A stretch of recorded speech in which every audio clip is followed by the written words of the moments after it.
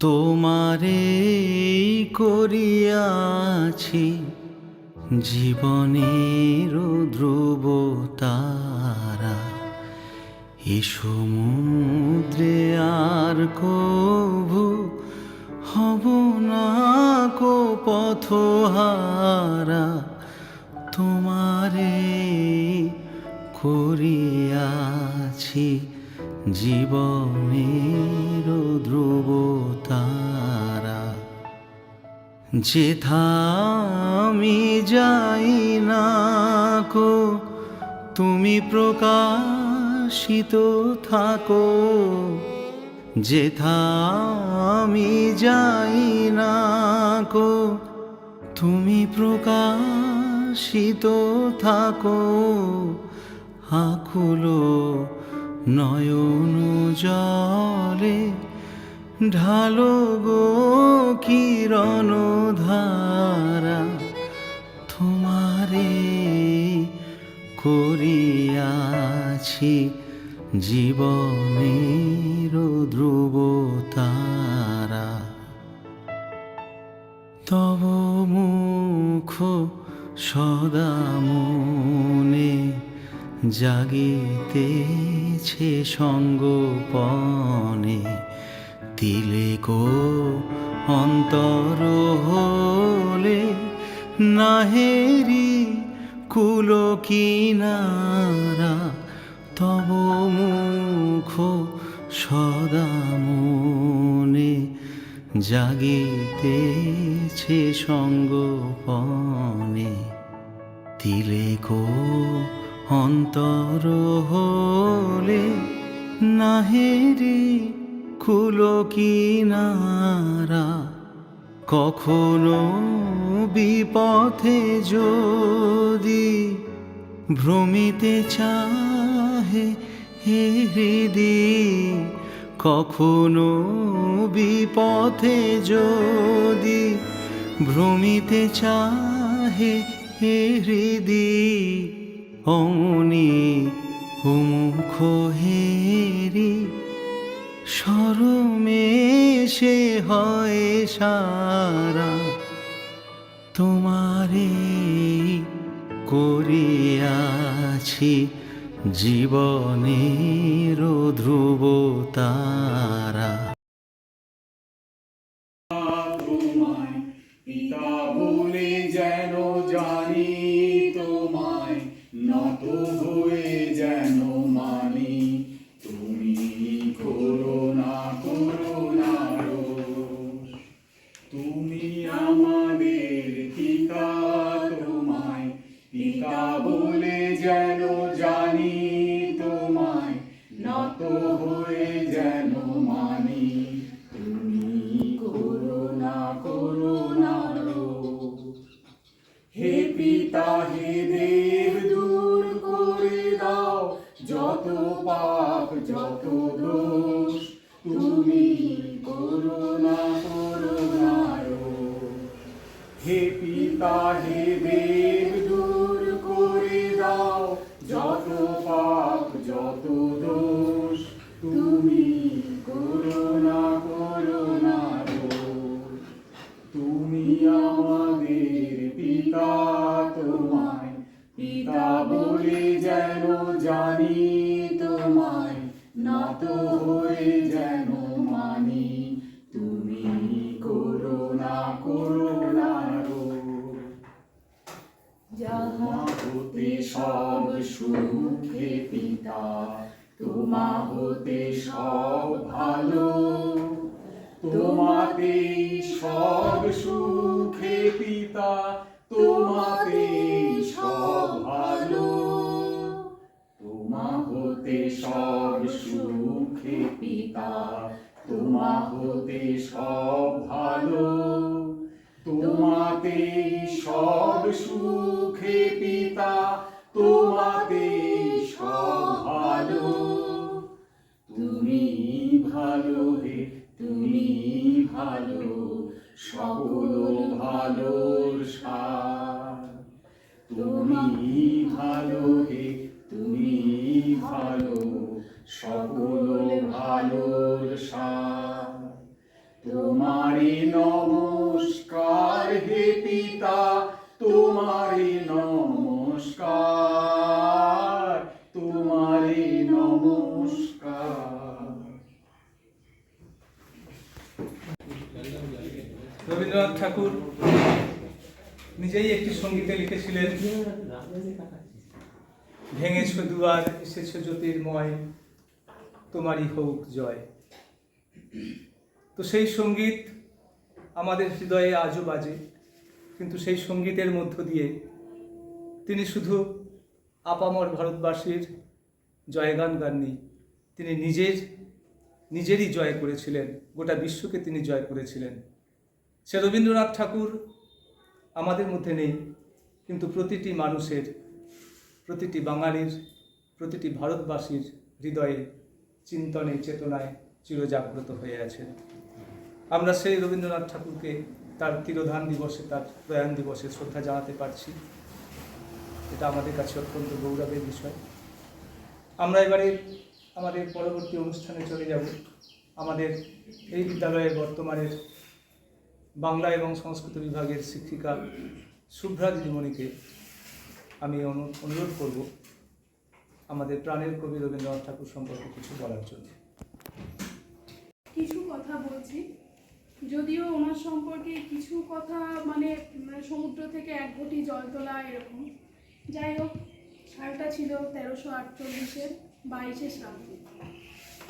তো ওই দিন কবির প্রিয় ঋতুও ছিল বর্ষা। তো এই বর্ষণমুখর এক দিনে কবি 22শে শ্রাবণ তার সৃষ্টির সম্ভার নিয়ে, শ্রাবণের ধারার মতোই তিনিও তার সৃষ্টি সম্ভার নিয়ে মানে আকাশ থেকে তিনি ঝরে পড়েছিলেন।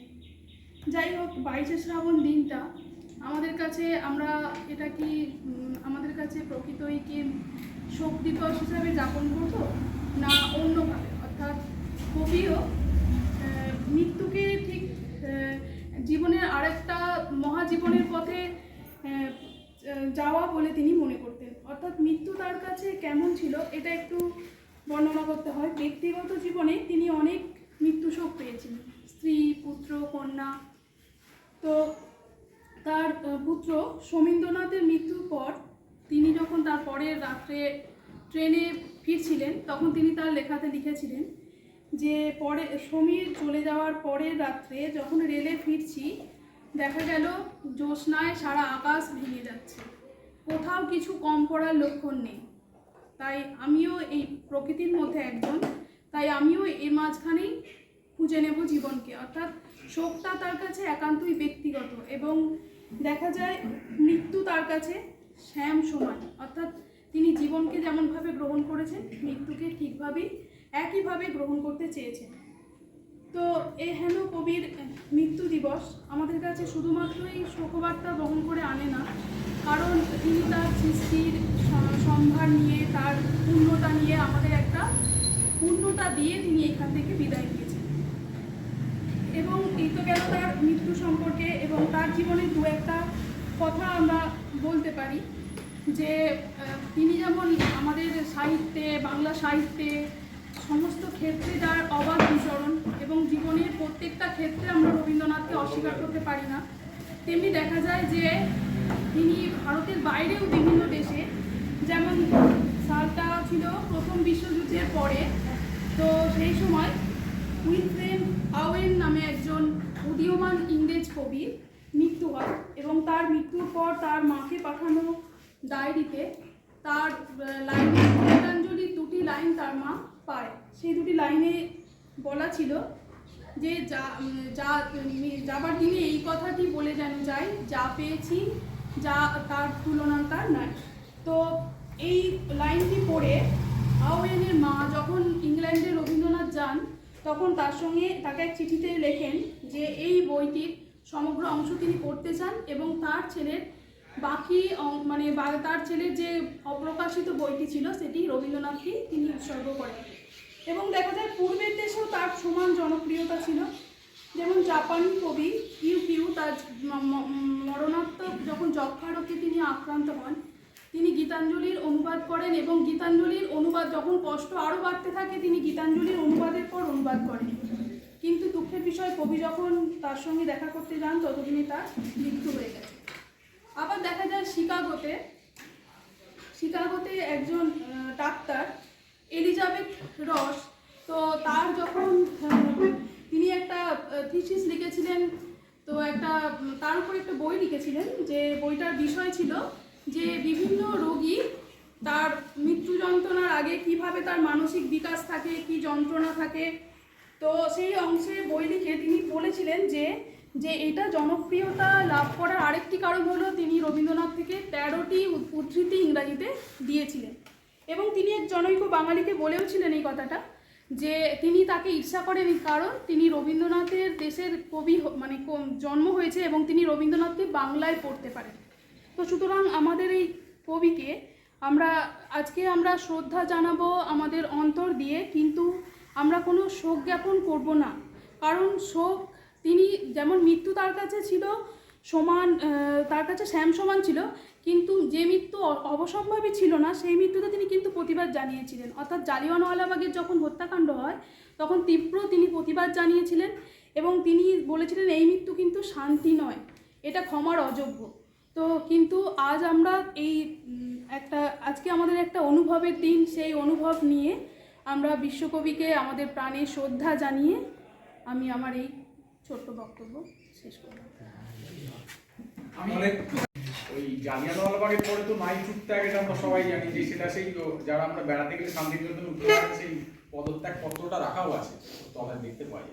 আর একটা কথা আমি সম্প্রতি অতটা ভালো করে জানতাম না, সেটা হচ্ছে যে আমরা এই পুজোর সময় প্যান্ডেল দেখতে যে সন্তোষ মিত্র স্কোয়ার, ওইটাকে বলে লেবুতলা পার্ক কলকাতায়, ওই সন্তোষ মিত্র এবং আরও সব অ্যাক্টিভিস্টরা তাদেরকে নিয়ে গিয়ে হিজলিতে, আমাদের খড়গপুরের কাছে যে হিজলি, ওই জেলে ইংরেজরা বন্দি করে রেখেছিল এবং সাংঘাতিক ডাইরেক্ট গুলি করে মেরেছিল, আর তার আগে অত্যাচার করছিল এরকম এখান থেকে কিছু।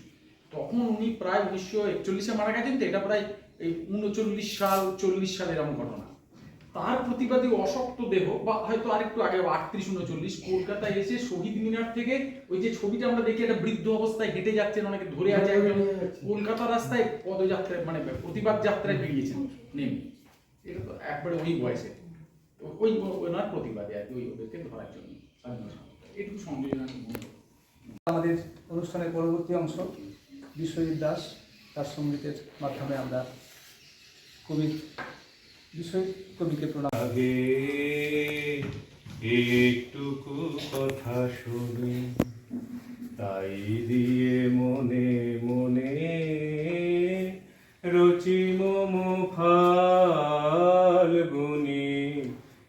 একটুকু ছোঁয়া লাগে, একটুকু কথা শুনি। কিছু পলাশের নেশা, কিছু বা চাপায় মেশা, কিছু পলাশের নেশা, কিছু বা চাপায় মেশা, তাই দিয়ে সুরে সুরে রঙে রসে জাল বুনি, রচি মম ফাল্গুনি, একটুকু ছোঁয়া লাগে, একটুকু কথা শুনি। যেটুকু কাছেতে আসে ক্ষণিকের ফাঁকে ফাঁকে, চকিতে মনের কোণে স্বপনের ছবি আঁকে। যেটুকু কাছেতে আসে ক্ষণিকের ফাঁকে ফাঁকে, চকিত মনের কোণে স্বপনের ছবি আঁকে। যেটুকু যায় রে দূরে, ভাবনা কাঁপায় সুরে, যেটুকু যায় রে দূরে, ভাবনা কাঁপায় সুরে, তাই নিয়ে যায় বেলা নূপুরের তাল গুনি, রচি মম ফাল্গুনি, একটুকু ছোঁয়া লাগে, একটুকু কথা শুনি, তাই মনে মনে রচি মম ফাল্গুনে একটুকু ছোঁয়া লাগে একটুকু কথা শুনি। ধন্যবাদ। শতকোটি প্রণাম জানাচ্ছি। আজ তার তিরোধান দিবস বা প্রয়াণ দিবস 22শে শ্রাবণ। তার জন্মতিথি বা প্রয়াণ দিবস যাই আমরা পালন করি না কেন, তার জন্য আমাদের আলাদা করে কোনো উপকরণ সংগ্রহ করার প্রয়োজন হয় না। আমরা জানি যেভাবে গঙ্গা জল দিয়েই গঙ্গা পুজো করা যায়, ঠিক সেইভাবেই তার রচনাকে কাজে লাগিয়েই আমরা এই ধরনের অনুষ্ঠান এগিয়ে নিয়ে যেতে পারি এবং সফলভাবে এই ধরনের অনুষ্ঠানকে আমরা শুরু থেকে শেষ পর্যন্ত শুধু রবীন্দ্রনাথের রচনা নিয়েই সমৃদ্ধ করতে পারি। যথারীতি আজকে এই বিশেষ ধরনের আবহাওয়ার সঙ্গে সামঞ্জস্য রেখে তার রচিত একটা কবিতা বলা বাহুল্য, আমার মুখস্থ নেই, আমি পড়ার চেষ্টা করছি। এটা একটা ঘরোয়া অনুষ্ঠান, তাই আমি এই সাহসটা দেখাচ্ছি। কবিতা বৃষ্টি পড়ে টাপুর টুপুর।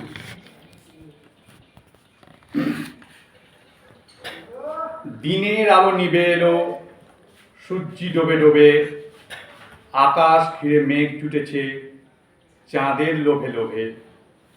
মেঘের উপর মেঘ করেছে রঙের উপর রং, মন্দিরেতে কাঁসর ঘণ্টা বাজলো ঠং ঠং। ও পারেতে বৃষ্টি এলো ঝাপসা গাছপালা, এ পারেতে মেঘের মাথায় 100 মানিক জ্বালা। বাদলা হাওয়ায় মনে পড়ে ছেলেবেলার গান, বৃষ্টি পড়ে টাপুর টুপুর, নদে এলো বান। আকাশ জুড়ে মেঘের খেলা, কোথায় বাসিমানা, দেশে দেশে খেলে বেড়ায়, কেউ করে না মানা। কত নতুন ফুলের বনে বৃষ্টি দিয়ে যায়, পলে পলে নতুন খেলা কোথায় ভেবে পায়। মেঘের খেলা দেখে কত খেলা পড়ে মনে, কত দিনের লুকোচুরি, কত ঘরের কোণে। তারই সঙ্গে মনে পড়ে ছেলেবেলার গান, বৃষ্টি পড়ে টাপুর টুপুর, নদে এলো বান। মনে পড়ে ঘরটি আলো, মায়ের হাসি মুখ, মনে পড়ে মেঘের ডাকে গুরু গুরু বুক।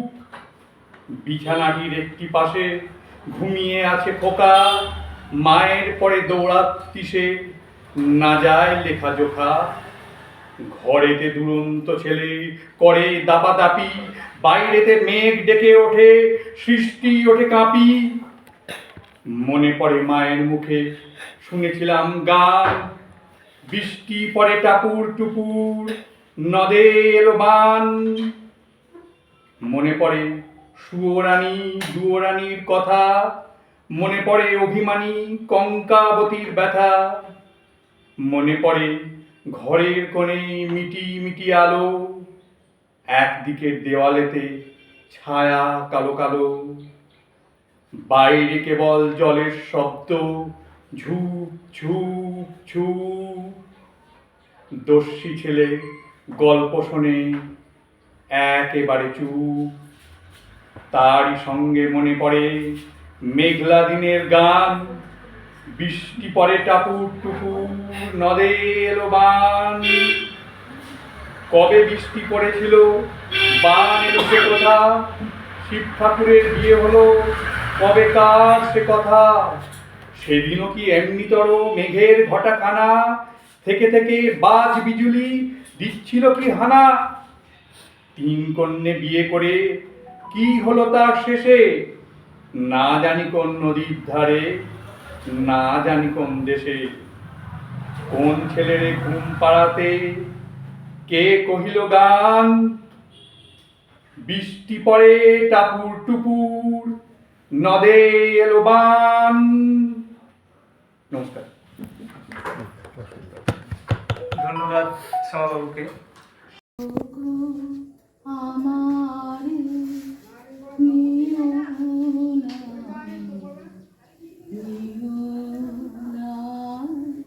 সরায় জীবন মরণ সুখ দুঃখ বুকে ধরিব জড়ায় চরণ ধরি দিও গো আমার নিও না সরায় স্খলিত শিথিল কামনার ভার বহিয়া বহিয়া ফিরে কত স্খলিত শিথিল কামনার ভার বহিয়া বহিয়া ফিরে কত নিজ হাতে তুমি গেঁথে নিও হাত ফেলো না আমারে ছড়ায় চরণ ধরি দিও গো আমারে নিও না সরায় চির বিপাসিত বাসনা বেদনা বাছাও তাহারে মারিয়া শেষ যায় যেন হয় সে বিজয়ী তোমারে কাছিতে হারিয়া বিকায়ে বিকায়ে দিন আপনারে পারি না ফিরিতে দুয়ারে দুয়ারে তোমারি করিয়া নিও গো আমারে বরণের মালা পরায় চরণ ধরি দিও গো আমারে নিও না সরায়। আমরা আজকে রবীন্দ্রনাথ ঠাকুরের তিরোধান দিবস উপলক্ষে 22শে শ্রাবণ পালন করছি। 22শে শ্রাবণ পালন মানে রবীন্দ্রনাথকে স্মরণ করা এবং রবীন্দ্রনাথকে একটু শ্রদ্ধা জানানো। রবীন্দ্রনাথকে নিয়ে নতুন করে কিছু বলার নেই। রবীন্দ্রনাথ আমাদের সব সময় আমাদের মনে প্রাণে সুখে দুঃখে আনন্দে সব জায়গাতেই রবীন্দ্রনাথ। ওই যে একটু আগে শুনছিলাম যে কবি মৃত্যুকে কখনো অন্য চোখে দেখেননি, এবং সেই উপলক্ষে রবীন্দ্রনাথ ঠাকুরের যে গান আছে দুঃখ আছে মৃত্যু, এগুলো শুনলে বা আরও যে সমস্ত বিভিন্ন সময়ে রবীন্দ্রনাথ ঠাকুর যে সমস্ত সঙ্গীত বা গানগুলো রচনা করেছেন, সেগুলোর মধ্য দিয়েও আমরা বুঝতে পারি যে কবির কখন যে কি মনে করতেন, কখন কোনটা নিয়ে ভাবতেন, সেটা কিন্তু আমাদের এই ক্ষুদ্র মস্তিষ্কে ভাবার জায়গাই নেই। যাই হোক, রবীন্দ্রনাথ ঠাকুর আমাদের সাথে সবসময় আছেন। আমরা যতই যাই গান শুনি না কেন, রবীন্দ্রনাথ ঠাকুর ছাড়া কিন্তু আমরা কখনোই এক মুহূর্তে চলতে পারি না। আমি তো মনে করি যে উনি সুখে দুঃখে আনন্দে সব জায়গাতেই আমাদের সাথে আছেন এবং ওকে আমরা সেভাবেই স্মরণ করি। বিশেষ কিছু না বলে রবীন্দ্রনাথ ঠাকুরকে আমার শ্রদ্ধা জানিয়ে এবং সকলকে আমার অনেক অনেক শুভেচ্ছা ভালোবাসা জানিয়ে শেষ করছি। এগিয়ে নিয়ে চলেছি। আজকের এই শ্রদ্ধা নিবেদন অনুষ্ঠানে আমি এই আবৃত্তি করে শোনাচ্ছি। কিনু গোয়ালার গলি, দোতলা বাড়ির লোহার গরাদ দেওয়া একতলা ঘর, পথের ধারে লোনা ধরা দেওয়ালেতে মাঝে মাঝে ধসে গেছে মাঝে মাঝে শ্যাঁতা পড়া দাগ। মার্কিন থানের মার্কা একখানা ছবি, সিদ্ধিদাতা গণেশের দরজার পরে আটা। আমি ছাড়া ঘরে থাকে আর একটা জীব, এক ভাড়াতেই, সেটা টিকটিকি। তফাৎ আমার সঙ্গে এই শুধু, নেই তার অন্যের অভাব। বেতন 25 টাকা, সদাগরি অফিসের কনিষ্ঠ কেরানি। খেতে পাই দত্তদের বাড়ির ছেলেকে পড়িয়ে। শিয়ালদা স্টেশনে যাই, সন্ধেটা কাটিয়ে আসি। আলো জ্বালাবার দায় বাঁচে। ইঞ্জিনের ধস ধস, বাঁশির আওয়াজ, যাত্রীর ব্যস্ততা, কুলি হাঁকাহাঁকি। 10:30 বেজে যায়। তারপর ঘরে এসে নিরালা, নিঝুম অন্ধকার। ধলেশ্বরী নদী তীরে পিসিদের গ্রাম। তার দেওরের মেয়ে অভাগার সাথে তার বিবাহের ছিল ঠিকঠাক। লগ্ন শুভ, নিশ্চিত প্রমাণ পাওয়া গেল। সেই লগ্নে এসেছি পালিয়ে। মেয়েটা তো রক্ষে পেলে, আমি তথই বচ। ঘরেতে এলো না সে তো, মনে তার নিত্য আসা যাওয়া। পরনে ঢাকাই শাড়ি, কপালে সিঁদুর। বর্ষা ঘন ঘোর, ট্রামের খরচা বাড়ে, মাঝে মাঝে মাইনেও কাটা যায়। গলিটার কোণে কোণে জমে ওঠে, পচে ওঠে আমের খোসা ও আঁটি, কাঁঠালের ভুতি, মাছের কানকা, মরা বেড়ালের ছানা, ছাইপাঁশ, আরো কত কি যে। গলির মোড়েই থাকেন কান্তবাবু, যত্নে পাট করা লম্বা চুল, বড় বড় চোখ, শৌখিন মেজাজ। কর্নেট বাজানো তার শখ। মাঝে মাঝে সুর জেগে ওঠে এ গলির বিভৎস বাতাসে। কখনো ভোরবেলা আধো অন্ধকারে, কখনো বৈকালে ঝিকিমিকি আলো ছায়ায়। হঠাৎ সন্ধ্যা 12 লাগে তান। হঠাৎ মনে হয় আকবর বাদশার সঙ্গে হরিপদকে রানীর কোনো ভেদ নেই। এই বাঁশির ডাক বে, ছেঁড়া ছত্র বেয়ে রাজ ছত্র মিলে চলে গেছে কোন এক বৈকুণ্ঠের দিকে। এই গানে যেখানে সত্য, সেইখানে বহি চলে ধলেশ্বরী। তীরে তমালের ঘন ছায়া, আঙিনাতে যে আছে অপেক্ষা করে। তার কপালে সিঁদুর, পরনে ঢাকাই শাড়ি। নমস্কার। সঙ্গে আমাদের সকলের পরম প্রিয়, আমাদের হৃদয়ের প্রিয়, আমাদের সকলের গুরুদেব বলা যেতে পারে রবীন্দ্রনাথ ঠাকুর। তাকেও আমরা সকলের পক্ষ থেকে সশ্রদ্ধ প্রণাম জানাই। আমাদের অনুষ্ঠান প্রায় শেষের দিকেই, তো যাই হোক, রবীন্দ্রনাথ ঠাকুর সম্পর্কে অনেক কিছুই বলা যায়। তো আমি যেটুকু রবীন্দ্রনাথ ঠাকুরের, যিনি 1268 বঙ্গাব্দে 25শে বৈশাখ জন্মগ্রহণ করেছিলেন এবং 1348 বঙ্গাব্দের 22শে শ্রাবণ তার তিরোধান বা প্রয়াণ দিবস বলা যেতে পারে। যে রবীন্দ্রনাথ ছোটবেলা থেকেই কঠোর নিয়ম নিষ্ঠার মধ্যে, যদিও স্কুলের পড়াশুনো সেই রকম রুটিন মাফিক তিনি করেননি, কিন্তু তা সত্ত্বেও কঠোর নিয়ম নিষ্ঠার মধ্যে বাড়ির চাকর বাকরদের সঙ্গে তার জীবনের অনেকটা সময় অতিবাহিত হয়েছিল। এবং সেই রবীন্দ্রনাথই পরে আমাদের কাছে বিশ্বের সকলের, আমাদের যদি আমরা বাইরের কোনো দেশে যাই, আমাদের পরিচিতির সঙ্গে রবীন্দ্রনাথের দেশ হিসেবে অনেকের কাছেই পরিচিতি। আমাদের গর্বের মানুষ, আমাদের প্রাণের মানুষ রবীন্দ্রনাথ। আজ 22শে শ্রাবণ, তো তার তিরোধান দিবস উপলক্ষে আমার একটা ছোট্ট নিবেদন। অনেকেরই জানা কবিতাটা, সোনার তরী। গগনে গরজে মেঘ, ঘন বরষা, কুলে একা বসে আছি নাহি ভরসা। রাশি রাশি ভাড়া ভাড়া, ধান কাটা হলো সারা। খরা নদী ক্ষুরধারা, খর বরষা। কাটিতে কাটিতে ধান এলো বরষা। একখানি ছোট ক্ষেত, আমি একলা। চারিদিকে বাঁকা জল করিছে খেলা। পরপারে দেখি আঁকা তরু ছায়া মসি মাখা।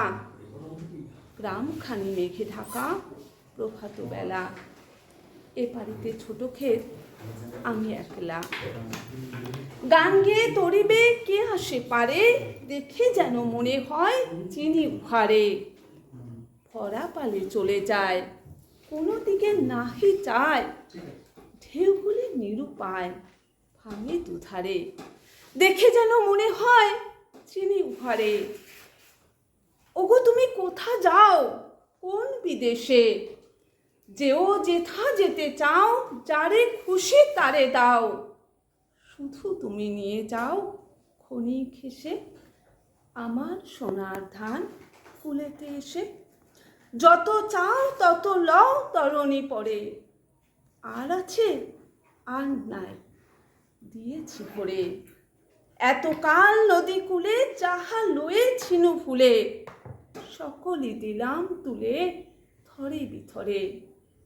এখন আমারে লহ করুণা করে, ঠাই নাই ছোট সে তরি, আমারই সোনার ধানে গিয়েছে ভরি।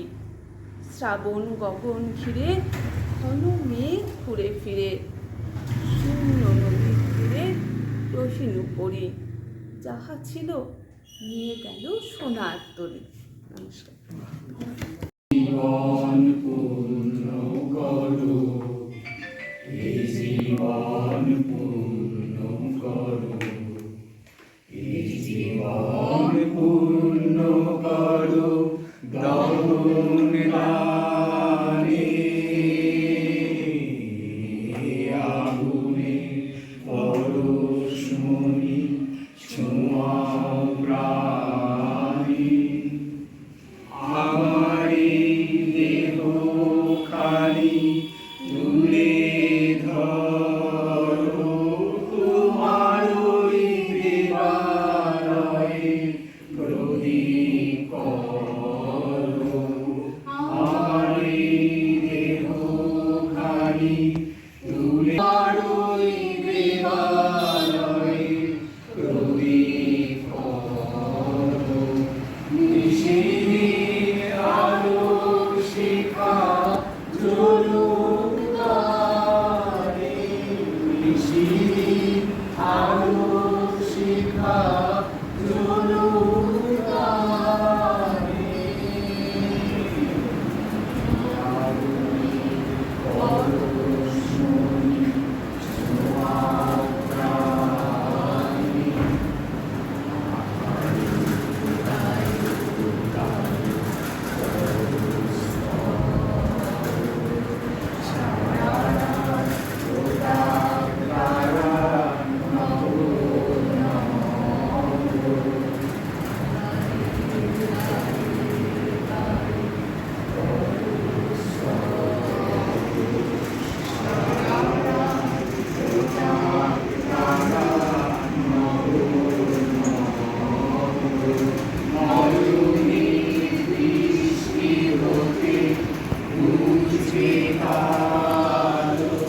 যেখানে পড়বে সেখানে দেখবে আলো, নয়নের দৃষ্টি হতে বুঝবে আলো। যেখানে